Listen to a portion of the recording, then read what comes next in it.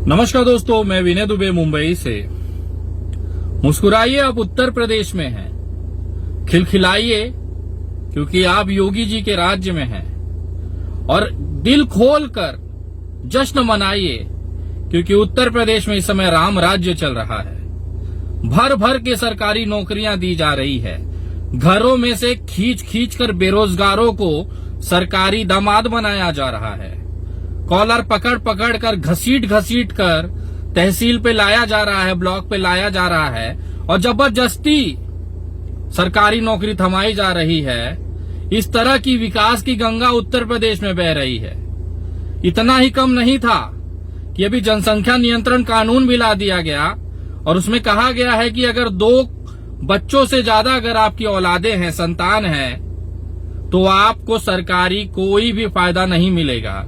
जैसे अभी तक न कूट कूट के फायदे दिए जा रहे थे। सरकारी जो राशन है वो घरों में ठूस ठूस कर क्विंटल क्विंटल के भाव पे दिए जा रहे थे।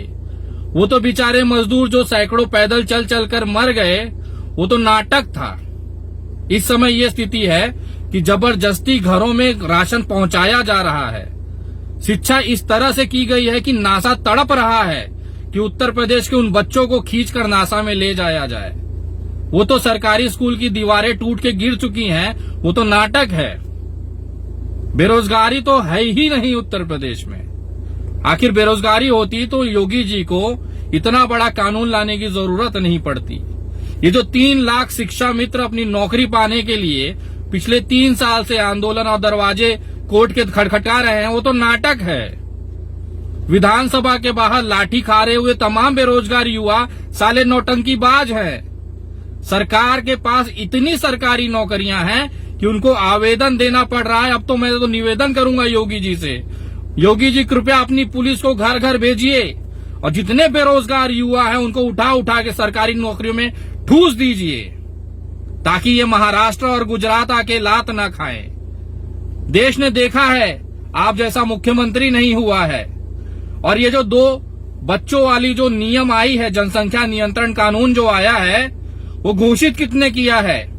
साक्षात महंत योगी आदित्यनाथ ने, जिनके 3 भाई और 1 बहन, टोटल 5 भाई बहन।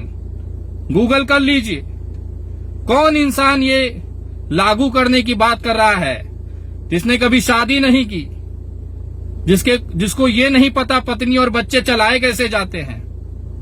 महंत की जिंदगी है, मैं बहुत आदर करता हूं, सम्मान करता हूं, लेकिन इस तरह की जनसंख्या नियंत्रण कानून होना चाहिए देश के अंदर। हम 2 बच्चे तक पाल सकते हैं, उससे ज्यादा सरकार क्यों भार उठाए? सही बात है, होना भी नहीं चाहिए।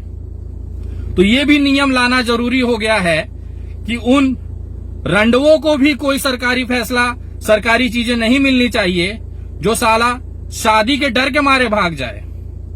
मर्द तो वो होता है जो पत्नी के साथ जिंदगी भी गुजारे, बच्चे भी पैदा करे, उनकी पढ़ाई लिखाई, उनको पढ़ा लिखा कर एक काबिल युवा बनाए ताकि देश का भविष्य बन सके, परिवार चल सके।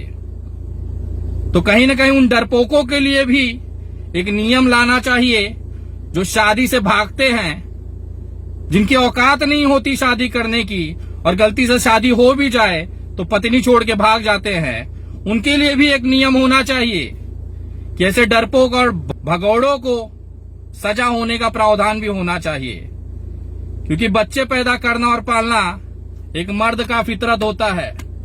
मैं गर्व से कहता हूं मेरी 3 संतानें हैं और मैं लात मारता हूं ऐसी सरकारी योजनाओं को और अपने ठेंगे पे रखता हूं ऐसी सरकारी नौकरी को।